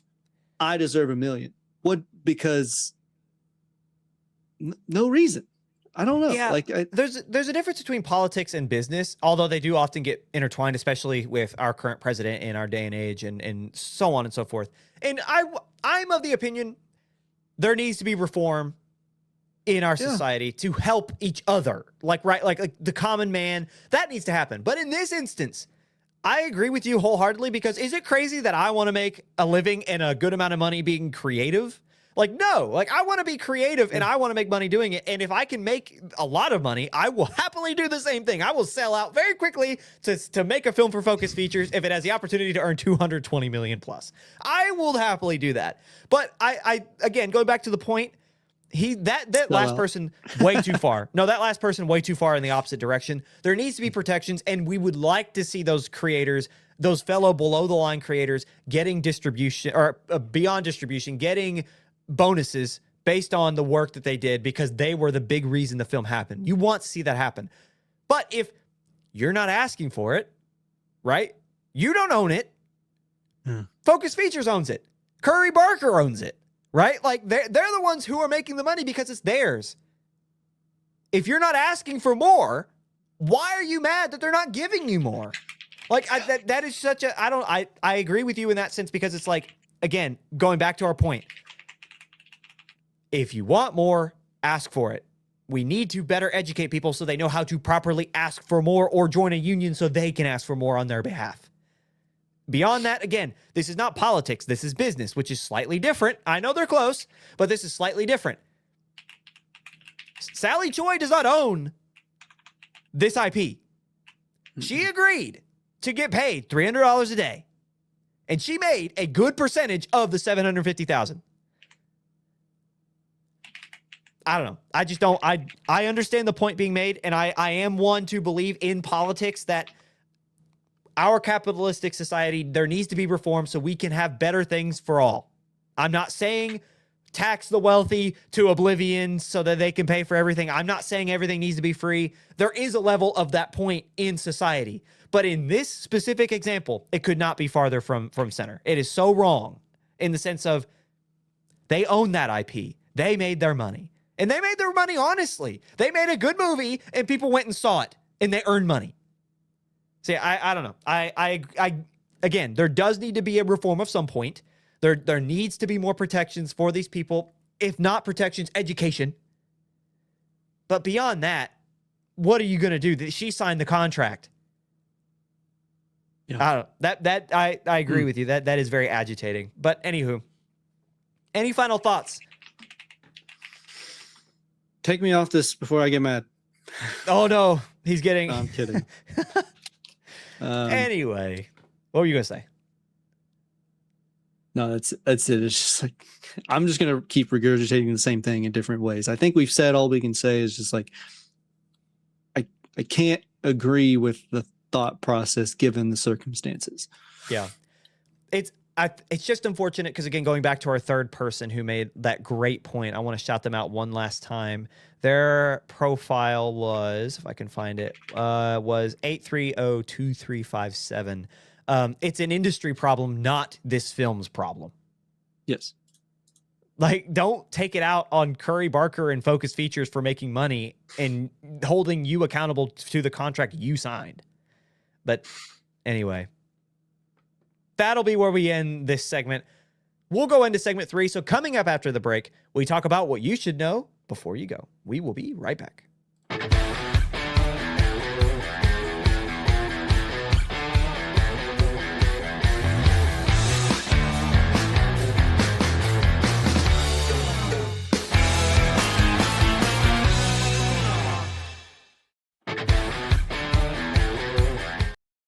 Apologies. Come on, Ryan. I had the loop on. Welcome back to Beyond the Screen. You made it to segment 3, which is, as always, our quick hits segment. We tell you what happened the rest of the week and around the entertainment and Hollywood aura and era, or zeitgeist, whatever you want to call it. These segments usually, or this segment is filled with stories that don't really need the long drawn out discussion or don't have the long drawn out stories. They usually the one or two quick sentences and a quick discussion usually gets us to the point. So, but with that, before we get into that, thank you so much for being here. Thank you so much for watching. I love to take this time very quickly before segment 3 to just tell you how much we love that you allow us to do this. And thank you for tuning in every single week. Again, we have a lot of really fun stuff planned. So we hope that as time goes on, that you will stick around. And if you have any thoughts, opinions, comment down below, whether it's on Spotify or YouTube, even Instagram or TikTok, wherever you're seeing our faces. We would love to get your response. We'd love to debate things that you want us to debate about, and we would love to get your opinions as well. But beyond that, again, like, subscribe, comment, follow, share, wherever you are, whatever it looks like. We would very greatly appreciate you doing that because, again, that allows me and Jake and Emily to do the thing we love, talk about the industry we love and about being creative and be creative ourselves. So, again, thank you so much for being here. We love you. And with that out of the way, let's finish out our 13th, 12th episode of Season 3, which is crazy. Season 3. I'll never get over that. We're already yay! Like, we're already in season 3. We're gonna be 70. We're gonna be like Fast and Furious 30. Yeah. Do you remember when Paramount bought Warner Brothers? That's crazy. You know, like stuff like that. Anyway, our first story of our third segment.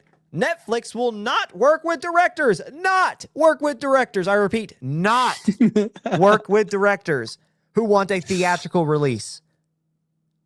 You heard me Ryan, right. are they going to work with directors? No! The answer's no. According to the New York Times, our Netflix film chief Dan Lin states, quote, there is a group of filmmakers who still want theatrical. Those are filmmakers that we've accepted we just won't work with.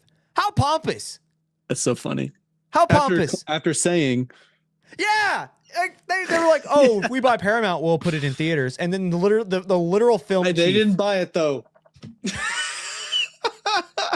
you know what happened? They backed out of that deal, and Sarandos and Dan Lin and all of them, all the executives at Netflix went, we can stop lying, and like sat back and thank God that's Not a over. lie. Yeah, They can't call me on it.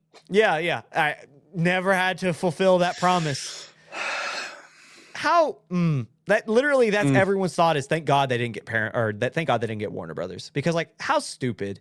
Like, and I understand that like your main prerogative is making money on your platform. Like, I'm not judging that, but don't lie to me. Like, don't tell me you're gonna like go. And the thing is, they're putting more films in theaters as they speak. They mentioned that Cliff Booth is going to theaters this, oh my gosh, this holiday season. They're putting K-pop Demon Hunters in actual arenas for concerts. They've been more and more theatrical or live venue in the past 2 years than they've ever been. And talking about, we will not work with filmmakers. We just have to accept we will work with filmmakers who want theater. You are going more theater. You are. Oh, how stupid. How stupid. It's just one of those, it's so tone deaf. Like, you get to a point of like executive that I feel like you have to just like, oh man, I could be so mean. I was going to say get a lobotomy. Like that is genuinely how I feel about it. It's like, all right, you've made it to third tier executive. Get in the chair. And it's a guy with an ice pick. It's just standing there. Like, how ridiculous is this? You make a lot of money to say dumb stuff, and that bothers me to no end. Any thoughts on this before we move on? I have none, but I think if I let you talk, you'll be here another 30 minutes. What a like back to back, like getting agitated about what we just talked about, and that's the first. I should have reorganized these, because that one, like, that's not a good. My anger was already there. Now Netflix just got the full brunt. Anyway, moving on. They can take Hasbro. Sorry, what were you saying? They can take it. They do not care. It costs more money for them. If they dropped $10 million, it would cost them more to turn around and pick it up than it would be for them to just continue doing their business. What do you mean they don't care about what Ryan Gum says? Can you imagine if Dan Lin heard this podcast, he'd be like, I didn't realize that Ryan Gum thought so passionately about. Can you imagine like someone from like the New York Times or whatever, they're like, Mr. Lin, you look like you're sweating. He's like looking at his phone and he's like, oh, and on the screen is us. He's like, oh no. He's like, it's the like, what's the word for it? Just unaware of everything, but like all the news, all what that guy knows. Yeah. It's from this podcast. Ted Sarandos said it wasn't a big deal. He said people stopped going to theaters. He's just freaking out. Oh, yeah, that'd be awesome, but no. Anyway, moving on. Hasbro launches a new AI studio named Sixth Wall that will allow companies to license their iconic characters' voices, so i.e. Optimus Prime, Megatron, the Monopoly Man, and so forth. The goal, according to the toy company, is to fight unlicensed use of their characters and actors that are kind of going around. You know, everyone's pulling everything, and they're saying, we want to stop this. Something vital to note is, according to Screen Thrill, movie and TV projects are not allowed while using their licenses. So this is for, like, commercials and, like, small stuff. You're not allowed to use these likenesses. So they're going to Peter Cullen and saying, hey, we want Optimus Prime to be licensable. And they're trying to make money. Because Hasbro, not that they're not profitable, but they're a toy company. So I can only imagine they're trying to find every avenue of making money possible. And if you know me, I like Big Robot a lot, especially this Big Robot. So I have some strong feelings about it, but Jake, I'm curious about you. I would say that, like, yes, they're trying to make money, but they're trying to cover their butts. Like, they're trying to plan for this future. I also Yeah. think it's funny they called it the sixth wall, because like breaking the fourth wall is like talking to the camera and to the audience watching. I would say the fifth wall is the ceiling, but the sixth wall is the floor. Yeah. And that's where we're at, rock bottom. Yeah. So I just thought that was like, that was bars, by the way, what you just said. That is bars, legitimately. You know what though? I will give Hasbro benefit of the doubt. This is they make a good toy. They make, bro, I love their collectibles. No, this is a more ethical version of this. I know they're just trying to save face, but low key being like, yo, we are talking with our actors. We're trying to cover up and make it harder for unethical use in this realm. So here, you can buy it. We're making money so we can continue to produce the things that people enjoy with approvals by these people. And you cannot use it for TV and movies. Like, I like that. I like that. And I know the joke here is that, like, I want to be the Dave Filoni of Transformers one day. So maybe that's why I'm saying that as well. But I will say this does feel like one of the more ethical reasons for this. You know, like I appreciate that they're at least trying to make it ethical. Any other thoughts? I got none. All righty. So we'll jump from that. And Jake, your favorite, Quentin Tarantino, he's back in the headlines after stating... Feet Man. Oh, Feet Man is real. He's back, and he states, quote, flaws, or, well, I should preface, he's talking about modern day film when he says this. He's talking about everything going on in the modern day film. So he states, quote, flaws, implausibilities, audience pandering, miscast performers, and just plain stupid stuff usually torpedoes every new movie coming out of the flavorless sausage factory that used to call itself Hollywood. These days, the entire concept of what is a movie is more inclined to inspire contempt in me than generosity. These days, I'd rather read a book. Jake, So what do you think? Dude, reading a book being used as an insult, not like, Quentin, you don't read books? Like, yeah, right. I don't read. I'd rather read a book. And I was like, when was the last time you read a book, Quentin? Books are actually really good. They're very popular right now, too. I was like, you know what? I'd rather drink water. I hope you do, Quentin. You haven't been drinking water? And like, that's coming from somebody who doesn't read books, but like, I just think that's a funny thing to throw out there as like an insult, or like, I would rather read a book. And I was like, actually, I would prefer you to read a book too. Maybe you wouldn't be like you are. Then go read your book. Like, Go that. read a book. Yeah. Go read Warrior Cats or something. Yeah. Oh, Shut up. the Warrior hungry caterpillar. It's like, Hey. Quentin, you were reading that yesterday. Yeah. It's just flipping. What page are you on? 2. Just that, So, like, what's he actually somewhat talking about here? Like, because obviously what's going on right now to provoke something like this is obsession and backgrounds. He cannot be talking about them, can he? After saying what he did about Dano?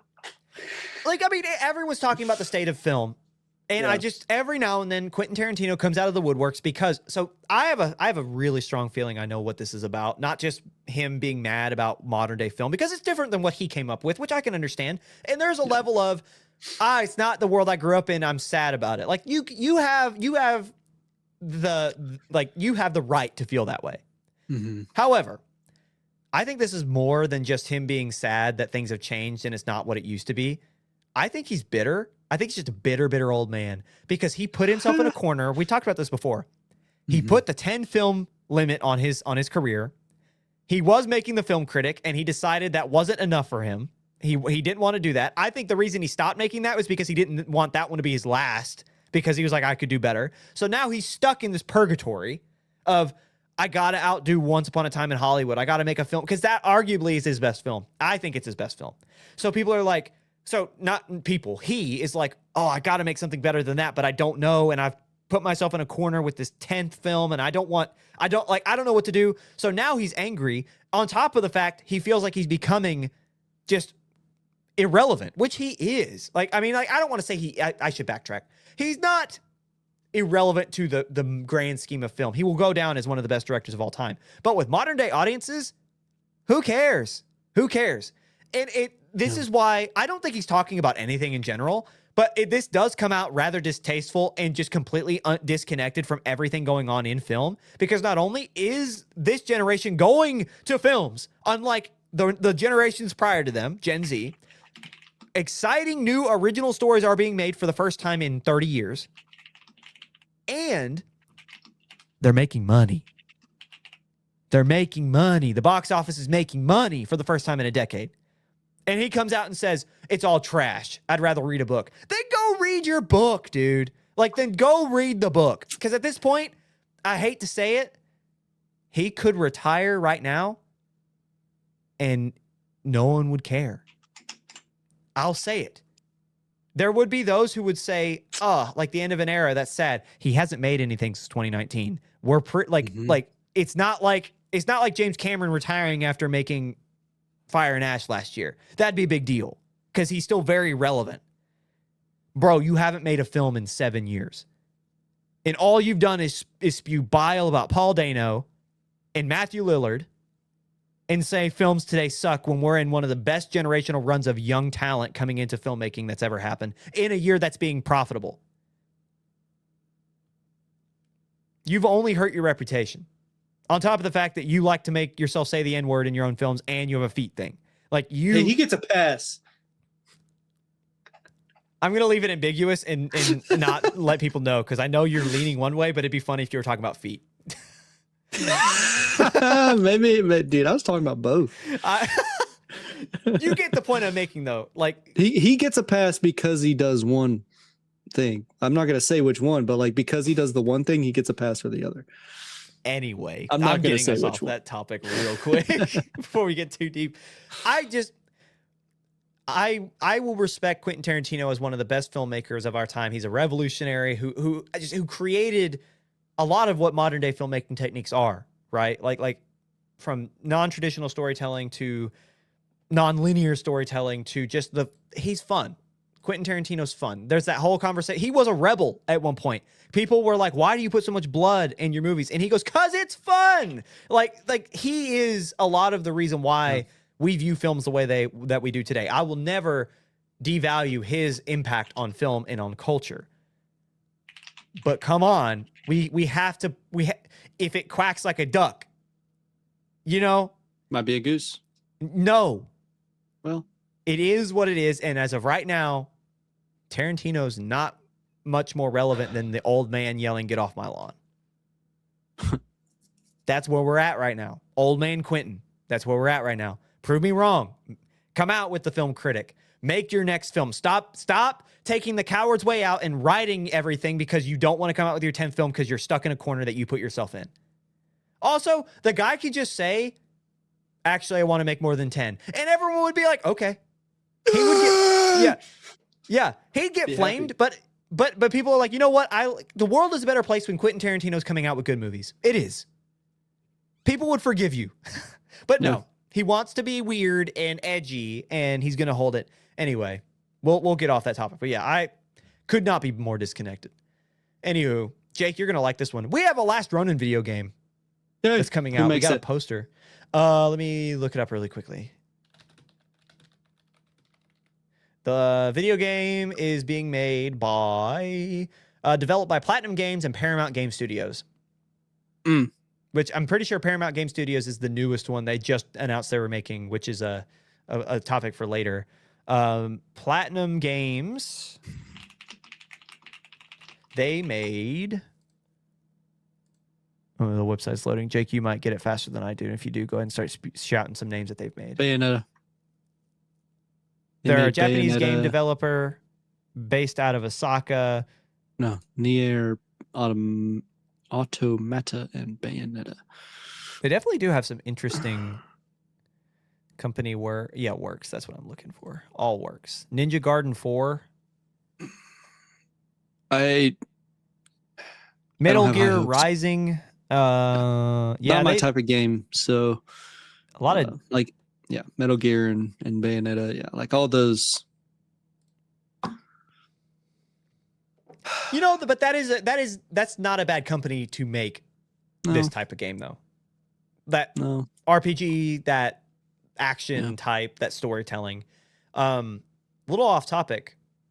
AOT 3 is coming out too. I hope later this year. Attack on Titan 3, the game. Cover the whole series. Didn't play the first or two. It'll be fun. I'm really excited for it. Good games. Alrighty. We should talk more about video games. Would you guys like to see more video game content? You should let us know, because I'd love to talk about game news as well. Beyond the screen, we didn't specify which screen. Film and video game news. I don't be gaming that much. Yeah, Ryan got me doing other things like talking movies and writing movies and get back to work. Editing movies. You're not editing right now. Set design. No, I'm not. But set designing and you took set designing on your own. Yeah, I thought it would be fun. I am making you right though. But anyway, we'll leave it at that. That's something you guys will hear about later, I'm sure. Anyway, have you seen the craziness? This is our next topic. That is people trying to buy IMAX tickets for the Odyssey. I heard about the site crashing. That's about it. There are screenshots of tickets costing $50 each, and AMC reportedly added a 3 a.m. and a 6 a.m. showing. A 3 a.m. showing would be kind of nuts. Apparently, like someone was saying that because it's almost a 3-hour movie, that by the time it lets out, the sun will be rising. Yeah. And that's just like, after that experience, just seeing the sun peek over the horizon, that actually would be pretty dope. Yeah, like that's almost like you have to prep by like staying up all night the night before and then sleeping through the day. Most definitely. I'm not going to sleep. I'm getting a ton of caffeine, and I'm going in, I'm buying a bunch of sugar, and you're staying awake. Yeah. I'm not going to sleep. I'm like prepping. I'm like hard prepping. I'm like getting a ticket, and then the day before I am staying up as late as I can, which is usually like if I stay up late, like I can make it to like that 4 a.m. mark, and then I crash. Then like I'll sleep through the day, and I'll be able to wake up at like mid-afternoon, and I'll make it to 3 and be able to like sit through a movie and then crash at like 8 a.m. Usually what would happen for me is like I would fall asleep at like 7 and still wake up at 10 or 11, maybe noon. And it's like, so I got that 4 or 5 hours, and then I would just go to bed my normal time that night because I'm still exhausted because I only got, you know what I mean? Yeah. Like I would I'd be fine. Like I would naturally reset after that. But yeah, that is interesting. I'm excited. I cannot wait for the Odyssey. I will not be watching it in IMAX, I don't think, unfortunately. I don't want to have to drive somewhere. That's also pay. It's also expensive. Tennessee or Indiana, I think. Well, there's one here, but it's probably already sold out, and that's kind of why what are they calling it? Fake Max? Regal. No, but it's fake. No, it's not. It's 70. It's not 70. But it's not the real one. No, you got to do the big one. There's sure only like no. Pretty sure it is. I have to do. It's not real. It's not real. Fake news. Anyway, we have our first look at Scooby-Doo in Netflix upcoming live-action remake, showcasing a Great Dane puppy in this new age origin story. I have a picture here somewhere if I can find another Scooby-Doo. Oh boy! I'm actually low-key hyped for this. Look at that! Look at that guy! I bet his lips move and talk. I'm what if he's telepathic? I'm low-key kind of excited for this. Is that Shaggy? That is Shaggy. Chad, are we rocking with Shaggy? I need to hear him. I need to hear him. We got McKenna Grace as Daphne. I will say, what excites me about this is not only could this spawn like a new age, like these guys could keep coming back and like be like see them age in real time, which would be fun. Like bringing this IP to new generation is cool. I'm interested to see how Scooby learns to talk. Because is it just going to be like, remember that movie Cats versus Dogs? Yes, there was a second one as well. Yes, the second one was arguably better than the first. But You remember how they like CGI'd the mouths? They were uber realistic and they talked. Yes. That's Yeah. what that I would not hate if that's what this looked like. Apparently, Frank Welker Yeah. is coming back as Scooby as well. So at some point, like, are you telling me that this dog's gonna have Frank Welker's like Midwestern deep That's voice? what I'm saying. I think we're gonna get like a Chihuahuas type movie. Interesting. Any other thoughts? Anything you expect or want to see in this? I think it just needs to stick to the unmasking of a villain at the end. Like, keep it just Exactly. normal. We're gonna move on just because we have a lot more in our we have one final thing to talk about, but it's got a lot to it, and so I want us to very quickly delve in. So we're already a little over. Let's very quickly do this. David Ellison and Paramount have done a lot this past week. We're going to run through those really quickly and talk about the things that kind of stick out to us. So let's talk about it. Paramount has launched a new gaming division. We already kind of talked about it with The Last Ronin. They're trying to capitalize on their popular IPs, obviously. Something you would definitely have seen. CBS and new 60 Minutes producer Nick Bolton find themselves in hot water after the new exec fires longtime contributor and host Scott Peely following a confrontation during an all-staff meeting. According to Deadline, quote, Peely accused CBS News editor-in-chief Bari Weiss of murdering the show following a staff purge last week that included the ouster of executive producer Tanya Simon and correspondent Sharon Alfonsi, and Cicely Vega. So what do we think about that? That's kind of crazy. Cecilia. What did I say? Not that. Cecilia. Sorry, I was trying to read it very quickly. What do we think about 60 Minutes? I think I saw a lot of people talking about this, where 60 Minutes is now dead. Like, oh, there goes another show nobody's gonna watch. A lot of people thought it was like super political, like it was a Trump doing. But I'm not sure if that's accurate. Part of a much bigger issue with CBS since the Ellisons took over. I mean, Colbert. We saw the canceling of Colbert from CBS. There's a lot of the news staff that got overhauled, not just 60 Minutes. And a lot of people think that's also Trump related and politically based, which wouldn't be shocked because CBS before this was a little not anti, but a little bit more critical. And now all of a sudden here we are. And so it could go either way. It depends on which side of the political aisle you see. It is just a little, the timing of it doesn't look great. Like Ellison's get in immediately, oust all these people. And now you have Scott Peely he's been with 60 Minutes for years, and he's one of the most well-respected contributors. Anderson Cooper left recently as well. It's tough. A lot of these very well-respected, just people that, it's like, these were the narrators of the stories that surround us. 60 Minutes is a very down-to-earth, very well-respected news organization and reporting site. And now it's getting gutted, and regardless of what you believe, it's sad. And it's sad to think that one disagreement on this guy's first day or one of his first days in office ousted a well-respected contributor. That's all I'll say, regardless of what you believe. Yeah. Moving on, this is my favorite. I won't lie. Of all the Paramount stuff, I really like this one. So we'll talk about Uncle Iroh and his voice actor, Greg Baldwin, went ballistic on the studio, that is Paramount, after they quietly canceled the AAA Avatar role-playing game, stating, quote, hard truth, I can speak freely because I'm 65 years old and my pocket of Fs is seriously depleted. Studio executives are generally a slippery and clueless bunch who shouldn't be allowed near anything remotely creative. But the new regime at Paramount is straight up evil. Baldwin pointed to his history within legal realms and throughout the Hollywood entertainment industry. Apparently, he had a career in like entertainment legal before he jumped to voice acting and acting. And he also compared executives to cockroaches, saying that they will outlast us all, even though they should be the last ones to touch creative. What do we think? I think that's funny. I think that's great. Yeah, what a great guy. I'm looking at all the photos. He's Samurai Jack. No, he's the evil. He's the antagonist in Samurai Jack. Yeah.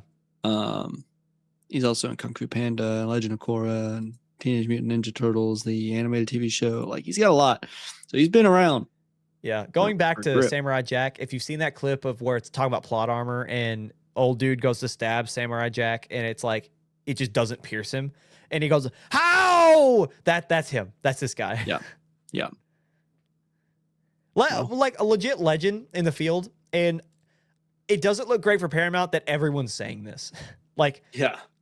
it's the same ownership group. The people that ousted Colbert and now that have Scott Peely out are the same people that Uncle Iroh is calling straight up evil.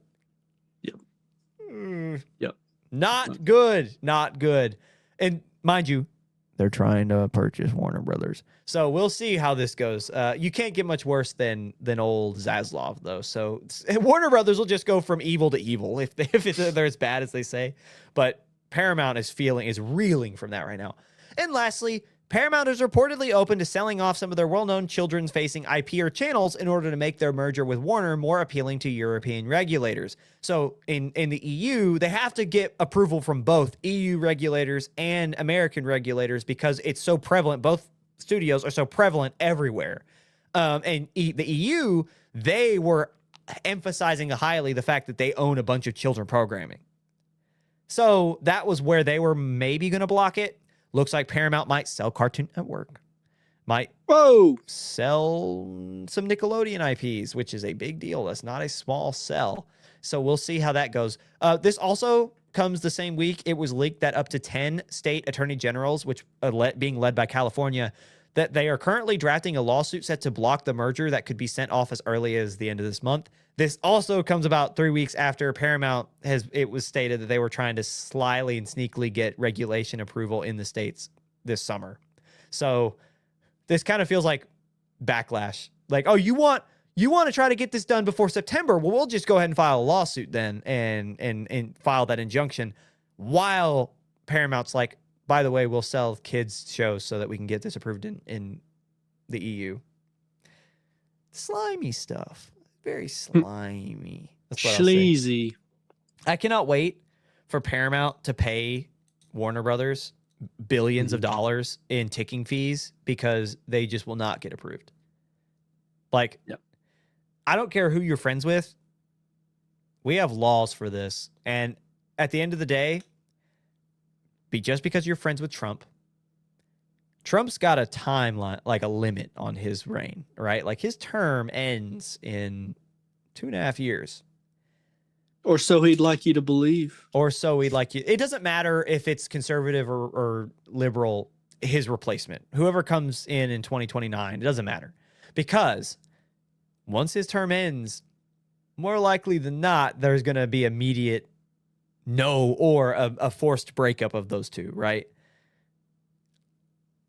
I think these attorney generals know that, and they're just like, all we have to do is just put roadblocks in your way until 2028.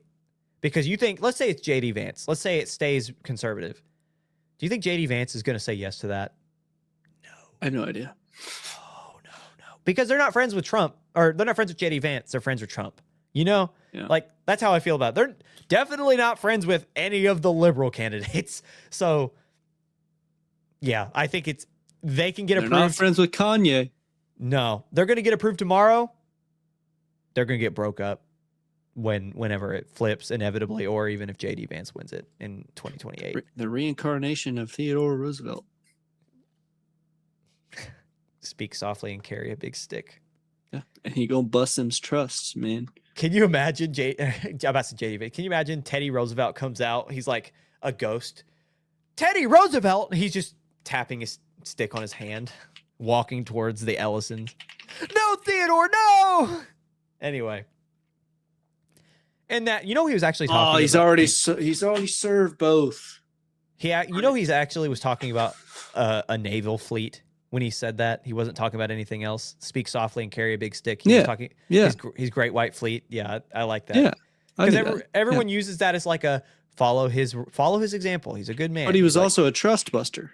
He was a trust buster, but that he said that originally about the Great White Fleet was his big stick was he had the best navy in the world at the time. And I just think that's funny that people are like, use this as your character, speak softly, but if you got to handle business, handle business. And bro was like, big boat.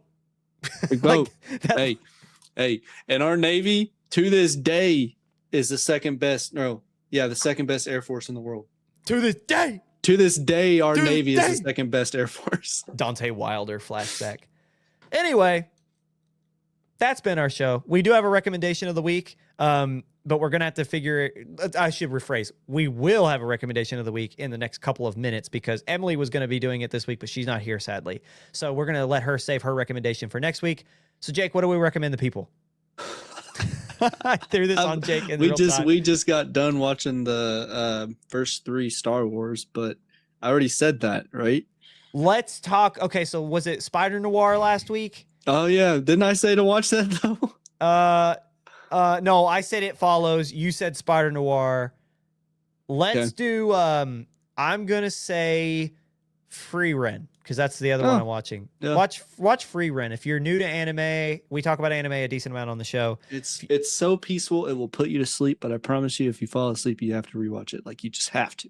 It is so good. I'm only a couple of episodes in. I'm very happy. I got through Attack on Titan not long ago. I took a little break from it so I could enjoy it and not just breeze by. What a great story that was.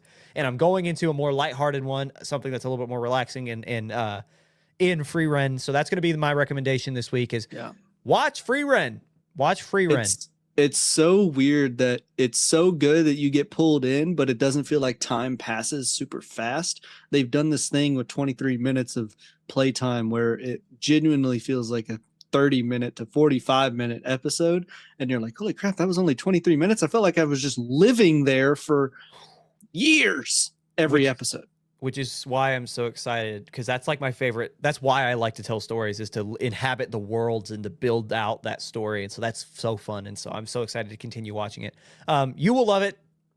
So watch it. But with that out of the way, that has been Beyond the Screen. We will see you guys next week. Same bat channel, same bat place right here. Goodbye.